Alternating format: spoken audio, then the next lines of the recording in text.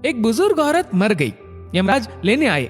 औरत ने यमराज से पूछा, आप मुझे स्वर्ग ले जाएंगे या नर्क? यमराज बोले, दोनों में से कहीं नहीं।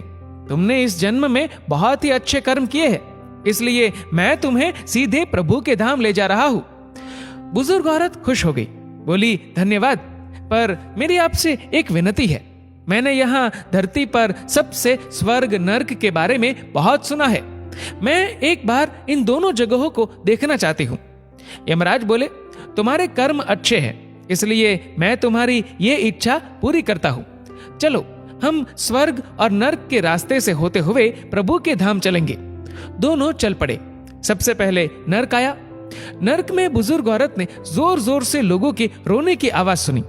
वहां नर्क में सभी लोग दुबले पतले और बीमार दिखाई दे रहे थे। औरत ने एक आदमी से पूछा, यहाँ आप सब लोगों की ऐसी हालत क्यों है? आदमी बोला, तो और कैसी हालत होगी? मरने के बाद जब से यहाँ आए हैं हमने एक दिन भी खाना नहीं खाया। भूख से हमारी आत्माएं तड़प रही है।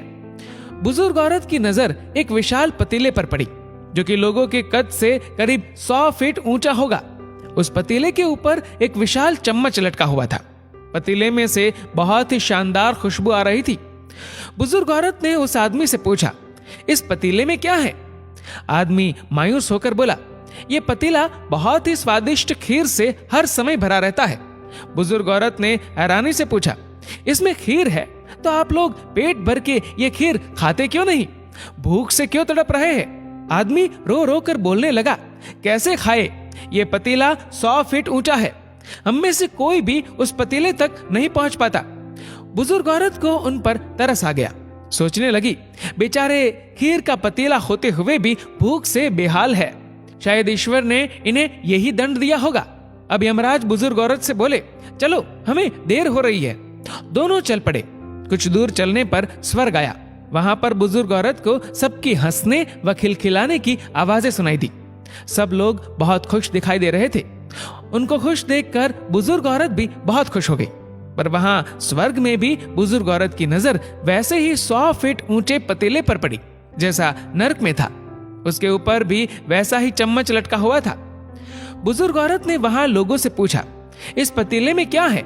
स्वर्ग के लोग बोले कि इसमें बहुत टेस्टी खीर है। बुजुर्ग औरत हैरान हो गई। उनसे बोली, पर यह पतीला तो 100 फीट ऊंचा है, आप लोग तो इस तक पहुंच ही नहीं पाते होंगे। उस हिसाब से तो आप लोगों को खाना मिलता ही नहीं होगा। आप लोग भूख से बेहाल होंगे। पर मुझे तो आप सभी इतने खुश लग रहे हो, ऐसे कैसे? उनमें से एक व्यक्ति बोला, हम सब लोग तो इस पतीले में से पेट भर के खीर खाते हैं। औरत बोली, पर कैसे? पतीला तो बहुत ऊंचा है।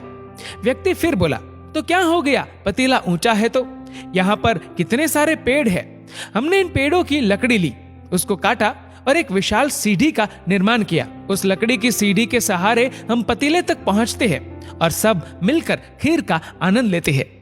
बुजुर्ग औरत यमराज की तरफ देखने लगी।